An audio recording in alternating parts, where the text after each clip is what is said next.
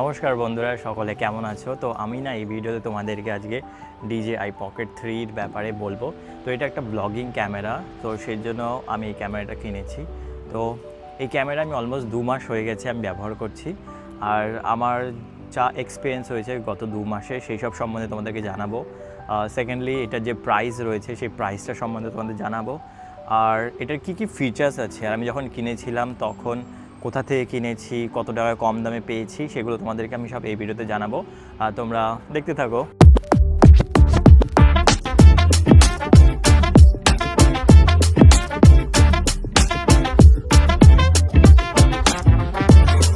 তোমাদেরকে আমি শুরু করছি ভিডিওতে। যখন আমি কিনেছি তখন এইটা দিয়েছে, এই মানে পুরো বক্সটা এসছে। আর সাথে সাথে মানে আমি যেই দোকান থেকে কিনেছি DJI শোরুম থেকে, তো যখন শোরুম থেকে কিনেছি তখন আমাকে এই মানে ক্যারি করার জন্য না একটা সুন্দর একটা ভালো ব্যাগও দিয়েছে, দেখতে এরকম ঠিক DJI এর। তো আমি তোমাদেরকে পুরো খুলে দেখাচ্ছি, আর প্রাইসটা সবার লাস্টে বলবো কত টাকা প্রাইস পড়লো এটার। বক্সের যে বাইরের দিকটা সেখানে লেখা রয়েছে যে DJI Osmo Pocket 3, আর এটা হলো ক্রিয়েটার কম্বো, মানে দুটো প্যাক আসে। একটা হলো স্ট্যান্ডার্ড, যেটাতে তুমি এক্সট্রা ব্যাটারি পাবে না, মাইক পাবে না। আর যদি ক্রিয়েটার কম্বো নাও তাহলে সেখানে তুমি একটা এক্সট্রা ব্যাটারি পাবে আর একটা এক্সট্রা মাইক পাবে। তো খোলার সাথে সাথে না প্রথমে এরকম একটা ব্যাগ দিয়েছে, আর এই ব্যাগটার মধ্যে হলো অ্যাকচুয়ালি সেই ক্যামেরাটা রয়েছে। তো আমি এটা প্রথমে বাইরে রাখি। আর সাথে কিছু অ্যাসেসরিজ দিয়েছে। অ্যাসেসরির মধ্যে আমার মনে হচ্ছে এগুলোর মধ্যে স্ট্যান্ডটা রয়েছে আর ব্যাটারিটা রয়েছে। আর সাথে রয়েছে হলো অনেকগুলো কাগজপত্র, যে কাগজপত্রগুলো আমি জানি না কী কাজে লাগবে।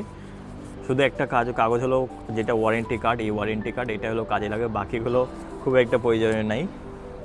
আগে আমি প্রথমে এইটা খুলে অ্যাসেসরির মধ্যে খুলে এটা কী রয়েছে, কারণ আমি অলরেডি অ্যাকচুয়ালি সত্যি কথা বলতে আমি অনেক আগেই খুলে ফেলেছি। তোমাদেরকে বললাম যে আমি 2 মাস ধরে ইউজ করছি, তো 2 মাস পরে আমি এই ভিডিওটা বানাচ্ছি।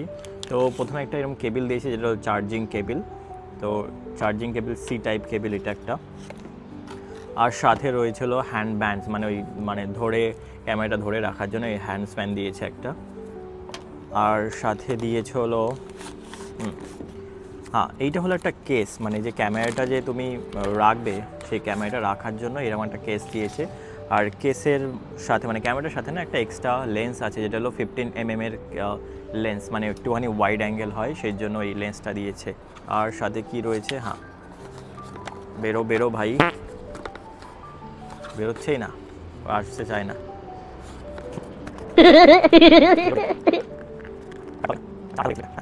তো অনেক কষ্ট করার পরে এটা বেরোলো, সোনার চাঁদ। তো এর মধ্যে আর কিছু নেই, তো এটা আমি সাইডে রাখি। আর এটা হলো স্ট্যান্ডটা, মানে হলো ক্যামেরাটা যে রাখবে সেই জন্য স্ট্যান্ড হলো এইটা। খুব একটা ছোটো স্ট্যান্ড, বাট এটা আবার অনেক সময় হাতে ক্যারি করার জন্য এটা খুব ইজি। আমি তোমাদের ক্যামেরাটা দেখাচ্ছি। ক্যামেরাটা আসে হলো এই বক্সের মধ্যে। তো এই ব্যাগটার মধ্যে সবার প্রথমে যে গ্যাজেটটা রয়েছে সেটা হলো আসল ক্যামেরা, এটা হলো মেন ক্যামেরা। তো ক্যামেরা দেখতে ঠিক এরকম লাগে। বডির গায়ে লেখা রয়েছে Pocket 3, আর এখানে গাম্বেল রয়েছে 3XL গাম্বেল যেটা বললাম।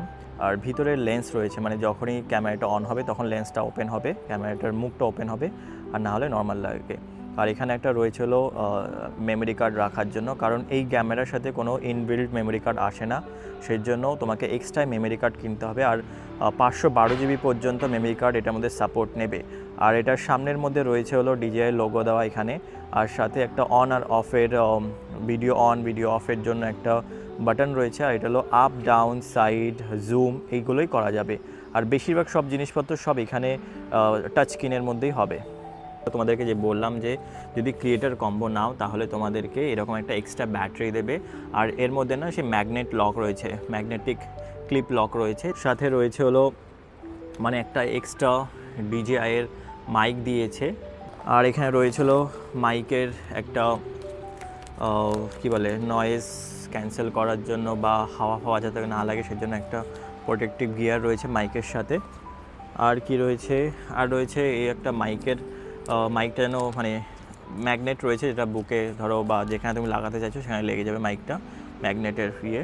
তো সবার প্রথমে যে ফিচার্স আমার মনে হয় যে বলাটা খুব ইম্পর্টেন্ট, এটা একটা স্টেবল গাম্বেলের মাধ্যমে আসে ইনবিল্ড। তো যখন তুমি কোনো ভিডিও বানাবে তো ভিডিও স্টেবিলিটি অনেক ভালো আসবে। নাও সেকেন্ড পয়েন্ট, তুমি যখন ভিডিও বানাবে তো এইটা একটা খুব ভালো ফিচার্স যে অনেক সময় না প্রফেশনাল ভিডিও বানানোর জন্য না তোমার ব্যাকগ্রাউন্ডটা হালকা হলেও ব্লার হওয়া খুব প্রয়োজন।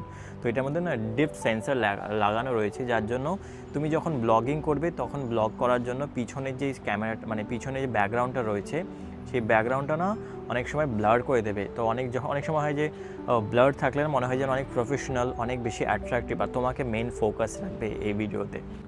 তো এই ক্যামেরাটা না তোমরা দুটো মোডে ভিডিও শ্যুট করতে পারবে। একটা হলো এখন যেমন রয়েছে হলো ভার্টিক্যাল মোডে, আর তুমি সুইচ করলেই হরিজন্টাল মোডে যেতে পারো, সঙ্গে সঙ্গে ক্যামেরা চেঞ্জ হয়ে যাবে। তুমি যদি হরিজন্টাল মোডে ভিডিও শ্যুট করো তাহলে তুমি নর্মাল মোডে 4K 60 FPS তুমি ক্যামেরার মানে ভিডিও শ্যুট করতে পারবে। আর তুমি যদি স্লোমো ভিডিও বানাও সেক্ষেত্রে তুমি 4K 120 FPS পর্যন্ত তুমি ভিডিও শ্যুট করতে পারবে। কিন্তু সেক্ষেত্রে তুমি যদি ভার্টিক্যালে যদি সুইচ করো, ভার্টিক্যালে সুইচ করলে তোমাকে সঙ্গে সঙ্গে 3K আর 60 FPS এর ভিডিও শ্যুট করার সুযোগ দেবে, মানে এখানে রয়েছে। শুধু ইন বেল্ট যদি তুমি ব্যাটারির কথা বলো তাহলে 1300 mAh এর ব্যাটারি রয়েছে, যেটা তুমি 110 থেকে মানে 120 এরকম ক্লেম করে ততক্ষণ পর্যন্ত এত মিনিট পর্যন্ত তুমি ভিডিও শ্যুট করতে পারো 4K 60 FPS এর মাধ্যমে। আর তুমি যদি এক্সট্রা করে যদি তুমি এই ব্যাটারিটা মানে ক্রিয়েটার কম্বোর মধ্যে যাও তাহলে এটা তুমি আরও ধরো 50% ও 60% তোমাকে এনহ্যান্স করে, মানে তুমি 150 মিনিট পর্যন্ত 150 থেকে 160 মিনিট পর্যন্ত তুমি ভিডিও শ্যুট করতে পারো। আর খুব ইম্পর্টেন্টলি তুমি যখন ব্লগ করছো রাত্রেবেলা যদি নাইট মোড যদি খুব ভালো থাকে, নাইটের কম্বিনেশন যদি খুব ভালো থাকে তাহলে ভিডিও খুব ভালো হয়। নাইট মোডে দেখো কত সুন্দর করে ভিডিওটা হচ্ছে, মানে বাক্সের গায়ের মধ্যে কিন্তু লেখা রয়েছে যে D-Log মোড আর হলো 10 বিটসে তুমি ভিডিও শ্যুট করতে পারবে। তো যখন তুমি ভিডিওটা শ্যুট করবে তখন যদি তোমার D-Log মোড থাকে তাহলে তুমি কালার কম্বিনেশন যখন তুমি এডিট করবে তখন তুমি অ্যাড করতে পারবে কালার। তো ভিডিও এডিট করার জন্য এটা খুব ভালো তুমি যদি D-Log মোডে, তবে একটুখানি ঝামেলা আছে যে খুব একটা ইজি প্রসেস না, যারা এইসব সম্বন্ধে জানো না সেক্ষেত্রে একটু অসুবিধা হতে পারে।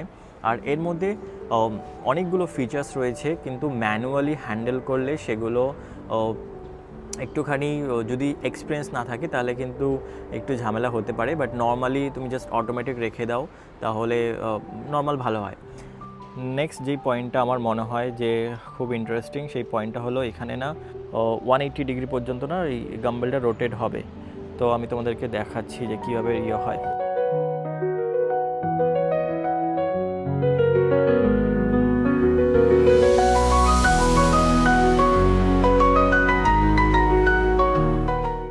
আরেকটা খুব ইম্পর্টেন্ট কথা আমার মনে হয় যে জানা উচিত, যে যদি কেউ আমার মতো ভিডিও বানানোর জন্য অনেক শাই হয়, মানে আমি নতুন ভিডিও বানাচ্ছি অ্যাকচুয়ালি, তো আমার চ্যানেলে অলমোস্ট 1000 সাবস্ক্রাইবার হতে যাচ্ছে।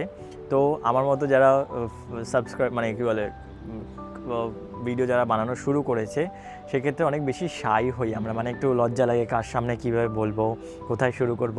তো এই ক্যামেরাটা নিয়ে ঘুরে বেড়ায় না, তুমি যদি জাস্ট এই স্ট্যান্ডটাও যদি ধরো খুলে ফেললে বাস একটা ছোট্ট একটা ক্যামেরা মনে হয়, তো লোকে না অত বুঝতে পারে না যে তুমি কী নিয়ে ঘুরছো। তো নর্মাল মানুষের যে ন্যাচারাল মুভমেন্টগুলো রয়েছে সেগুলো ক্যাপচার হয়, কিন্তু সেক্ষেত্রে তুমি যদি ফোন নিয়ে ঘোরো না মানুষ তোমার দিকে তাকিয়ে দেখবে, তখন একটু লজ্জা লাগতে পারে। তো সেক্ষেত্রে আমার মনে হয় যে এই ক্যামেরাটা অনেক ভালো। আর এর আমি যদি বলি যে একটুখানি খারাপ দিক কী রয়েছে, খারাপ দিক অনেক সময় কী হয় না, তুমি যখন ভিডিও শ্যুট করছো তো ভিডিও শ্যুট করার যেমন ব্লার মোড রয়েছে প্রফেশনাল মোডের জন্য, কিন্তু অনেক সময় যে তোমার সাথে রয়েছে তাকেও কিন্তু ব্লার করে দেয়, মানে তুমি যখন সেকেন্ড পার্সন নিয়ে ঘুরছো তোমার সাথে রয়েছে তাকেও কিন্তু ব্লার করে দেয়। সেক্ষেত্রে মাঝে মাঝে মনে হয় যে এটা একটা মাইনাস পয়েন্ট হতে পারে। আরেকটা খারাপ দিক হলো কি, মানে যখন খেয়াল করেছি যখন আমি কোনো খুব হাই লাইট মার্কেটে যখন গেছিলাম তখন আমি দেখেছিলাম যে বেশি হাই লাইট দেখায় বা কালার কম্বিনেশন অনেক বেশি হাই দেখায়, তো সেক্ষেত্রে একটু মাইনাস পয়েন্ট রয়েছে মাঝে মাঝে। সেটা প্রাইস, তো আমি যখন কিনেছি এইটা আমি কিনেছি হলো চায়না থেকে, সেজন্য অনেক কম দাম পড়েছে। ইন্ডিয়াতে তুমি যদি এটার প্রাইস দেখো তাহলে সেটার প্রাইস পড়বে ক্রিয়েটার কম্বো 72,000 টাকার কাছাকাছি, মানে 70 থেকে 72,000 টাকার কাছাকাছি আপ ডাউন করে। আর যদি তুমি স্ট্যান্ডার্ড কম্বোর মধ্যে যাও তোমার এই 55,000 টাকার কাছাকাছি এরকম পড়বে। আমি চায়না থেকে কিনেছি, এটার দাম পড়েছিল 3600 RMB, যেটা হলো ইন্ডিয়ান টাকায় 47,000 টাকার মতো। কারণ একটা কারণ আছে যে ইন্ডিয়াতে না ডিজিআইয়ের কোনো মেইন শোরুম নেই, তো এগুলো সব যায় কীভাবে যায় সেটা জানি না, তো সেই জন্য এখানে দামটা একটা হাই থাকে অ্যাজ কম্পেয়ার টু চায়না, কারণ ডিজিআই কোম্পানিটা হলো চায়নার, সেই জন্য এখানে খুব সস্তায় ডিজিআই যে কোনো জিনিসপত্র পাওয়া যায়। তো সেক্ষেত্রে আমার দামটাও খুব কম পড়েছে। তো তো তোমরা সকলে জানিও যে ভিডিওটা কেমন লাগলো। ভিডিওটা যদি ভালো লেগে থাকে তাহলে একটা লাইক করো, কমেন্ট করো, আর সাবস্ক্রাইব করতে কিন্তু ভুলো না কিন্তু, কারণ এই চ্যানেলে আরও নতুন নতুন ভিডিও নিয়ে আসবো চায়নার সম্বন্ধে, আরও ইন্টারেস্টিং ভিডিও দেখার জন্য আমার চ্যানেলকে ফলো করো, দ্য ট্রাভেলিং জয়। তো দেখা হবে আরও একটা নতুন ভিডিওতে। তো সকলে ভালো থেকো, bye bye. A minha amiga Fran desce com dedinho.